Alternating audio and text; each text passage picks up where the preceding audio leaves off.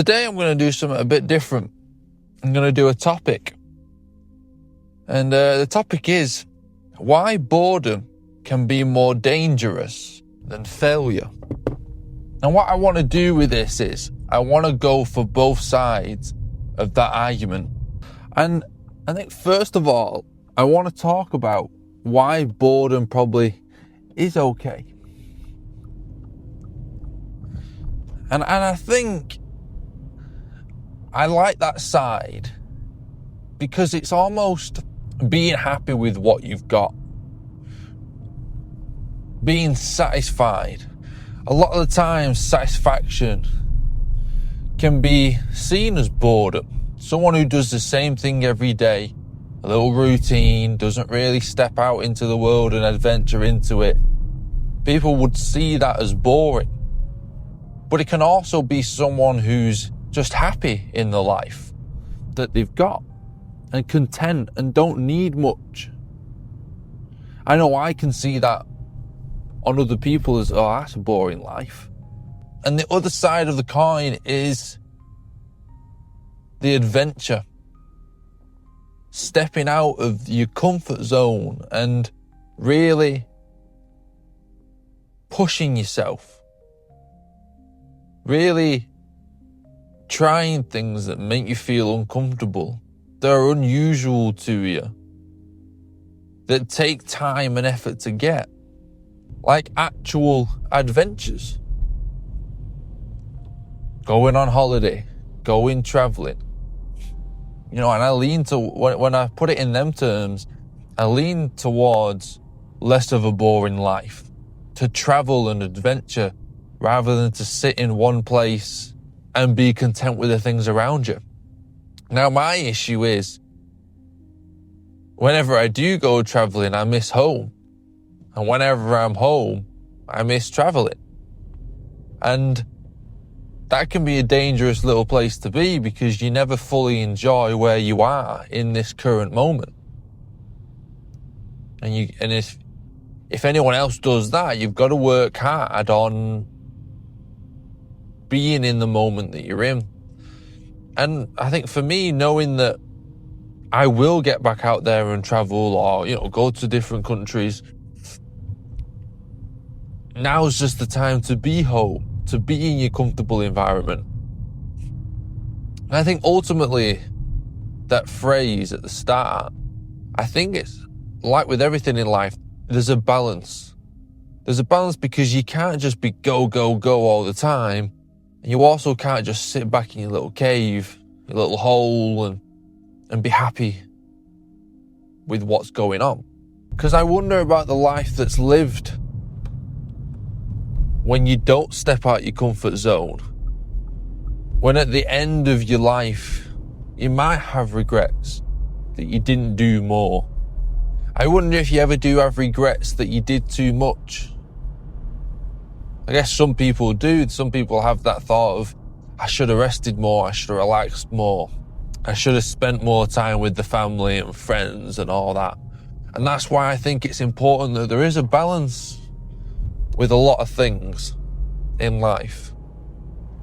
And I think that's why society struggles a bit at the moment, or has always, because no one likes the balance. We all want to tip over to one side. If you look at politics, there's a left and a right. There's not a middle. Why is there not a middle? You've either got war or you've got peace. Why is there no middle? I guess we're in the middle when it comes to something like that. But a lot of the times, we want to be happy.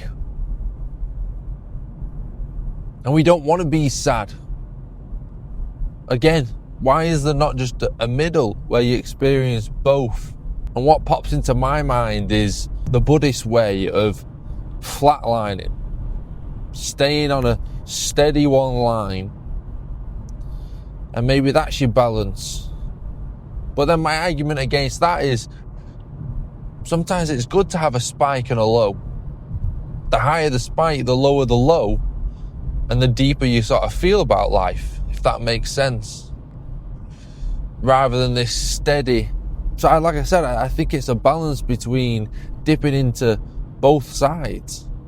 And I think a lot of us get used to and get comfortable in our own little ways. I know I do. That's one of my worst things, is change. Once I'm comfortable, I'm fucking comfortable, loving life, feet are up. I'm happy as Larry. Own little routine, own little systems in place. Give me change and it makes my skin crawl. I get so uncomfortable. But it always works out. I always adjust and I always find something, a new way that I like. But always before change, I do get worried. I do get, in a way, resentful that whatever situation I'm in is going to go. The fear of losing whatever is now and never getting it back when you've either designed it to be perfect or somehow changed the way you think about it so whatever situation you're in is perfect. And I think another way of saying that statement is that staying the same is failure, or staying the same can be more dangerous than failure, because there's so much that goes on in life, so much to experience. And I never used to think this way, but until you get rid of the problems that are going on inside your head and inside you and in your life, or maybe not in your life because you don't really ever get rid of problems, but the ones that are inside you, the insecurities, the deep issues, once you get over them or you start battling them and figuring them out slowly, for me, you can start kind of seeing the way life truly is, what the point and the purpose is to life.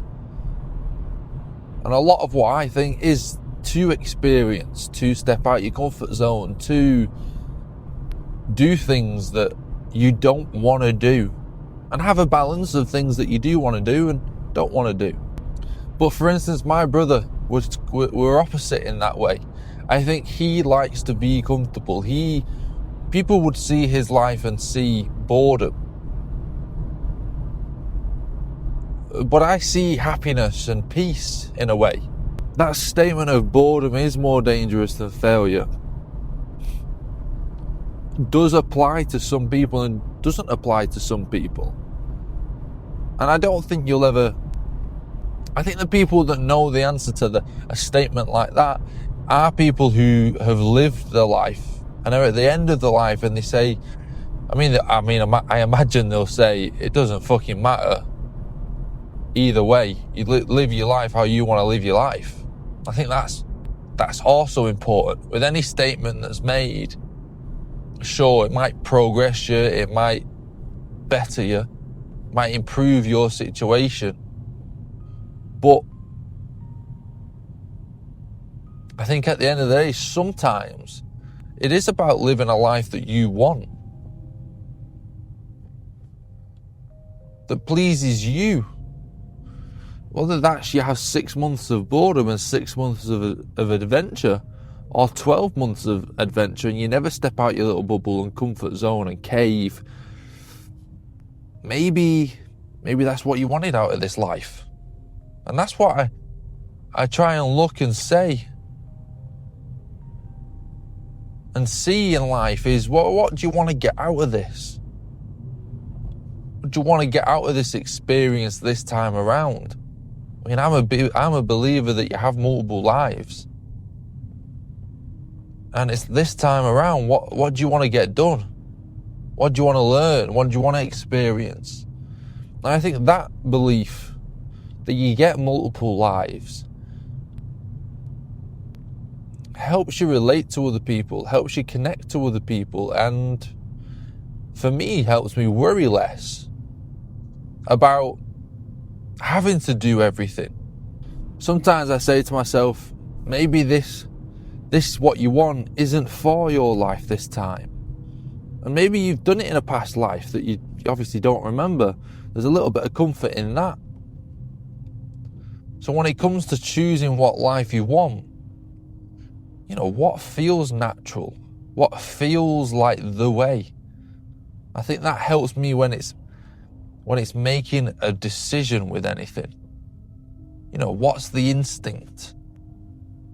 What feels natural, not what feels comfortable, because sometimes you can get that mixed up. What feels safe and comfortable compared to what feels natural. A lot of the time, if you pick the comfortable and safe option, especially for me, I have that niggling voice in the back of my head that says, do more, step further, progress, experience more. And whether that's just the human mind that we always want more and more and more, I'm not sure. But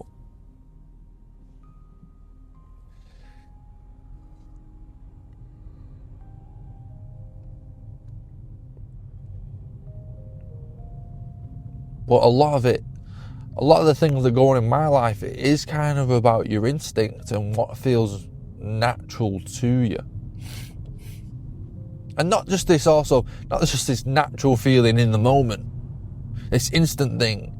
It's this natural feeling over months and weeks and years, maybe, to figuring out what feels natural.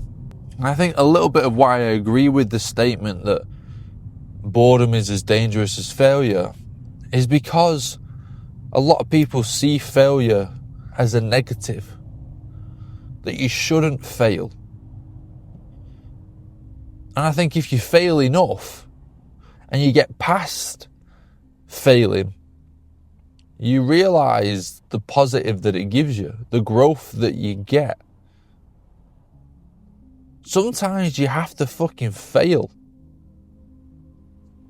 to realize the way, to find the successful path. Sometimes you gotta fucking fall down so many times that now you're so strong at getting back up that nothing's ever gonna stop you. And now you can do anything. Talk about superpower. Mastering failure.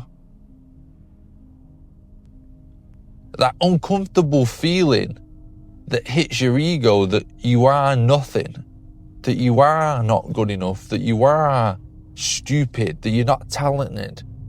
All those insecure thoughts that hit you, to master them and say and show that even though you have those thoughts, you can push through them and fail.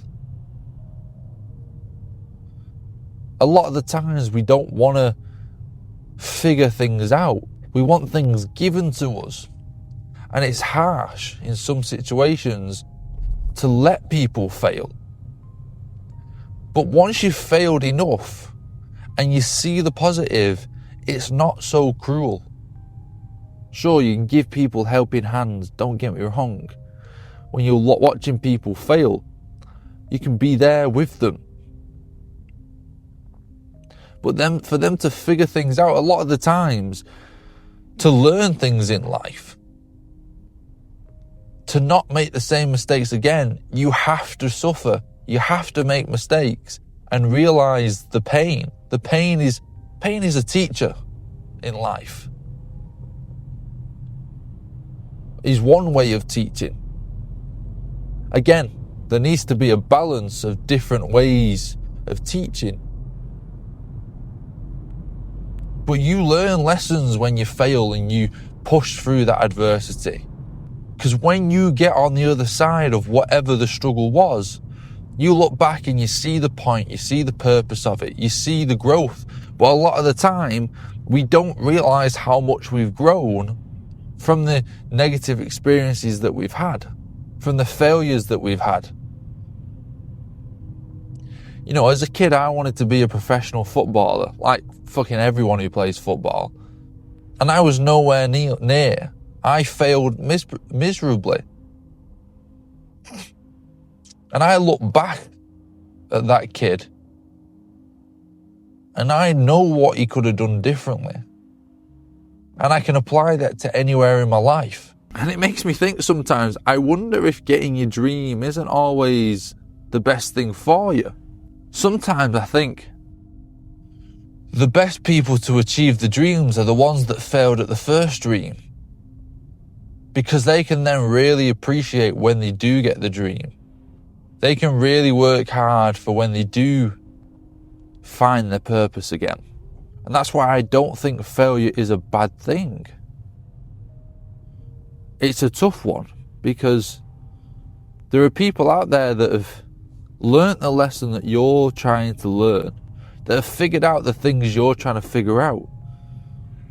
And even if they told you, even if they wrote it down, give you a tutorial on how to get over whatever the fuck it is, sometimes it just doesn't go in your head. Sometimes you just don't process it until you've had enough failure and you understand enough about the situation for you to appreciate when the success comes. Sometimes, we're scared of taking those risks. I feel that in the center of my body. When you get scared, when you have this fear, when this risk comes along that you've got to take a chance and you're not really in control of anything, and it could all go tits up, I feel this pit in the center of my body. And a part of me says, that makes you feel a bit alive. That's the point of life. That's what you should be doing in life. Because that's progressing, that's stepping out of your comfort zone. That's being brave. That's trying. And I think that's a big thing for me in life that we have to do. We just have to try. If you're not trying, I see life in a different way if you're not trying. Life happens to you, not you're happening to life.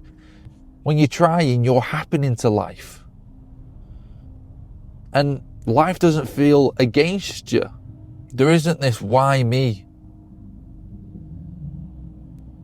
Because life is that task, and whatever it throws at you, you're there to try and get past it, to learn from it, to realize why.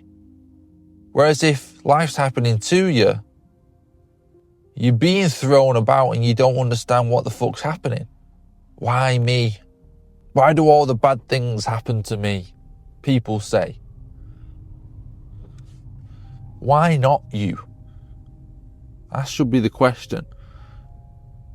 In a perfect life, in a perfect mindset, everyone should be saying, thank you for this fucking problem, for this tough moment, for this risk, for this pit in my stomach. But obviously we don't see it that way because it's so painful and it's so hard and it's so difficult. But once you get past whatever the situation is, you can look back and you can see how it's changed your life, see what it's done for you. And I wonder about boredom being dangerous, because you don't get any of that. You don't get to experience life fully. But it truly does come down to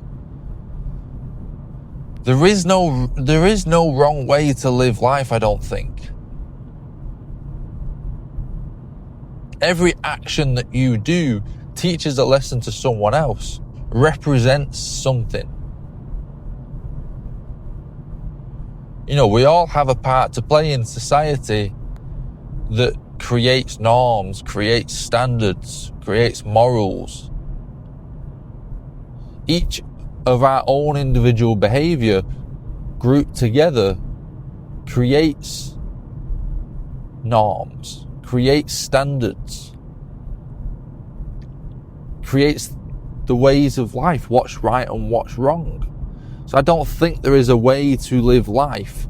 So I think the statement, you can have a boring life. You can sit there and do whatever the fuck you want. I just think there are sometimes some perspectives that we don't see because we're so used to our situation, which can probably happen with boredom. But to me, it's such an interesting topic to discuss because there are so many ways to live life The way I live life isn't for someone else, and the way they live life isn't for me. And it's not even like it's close. It's nowhere near. That person over there living their life, I would make none of the decisions that they would make. Go the way that they've gone at all. I wouldn't do that. And that's fascinating about life, that it is so different for every single one of us.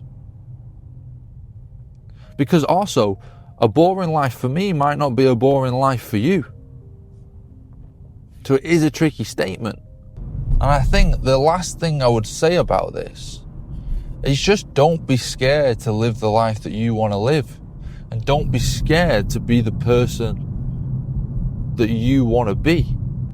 Because life is there to be lived however the fuck you want. Obviously, with a little caveat of try and be a decent fucking human being. You know, but truly, be who you want to be. Try and be good. Try and have good intentions with it. But live the life you want to live.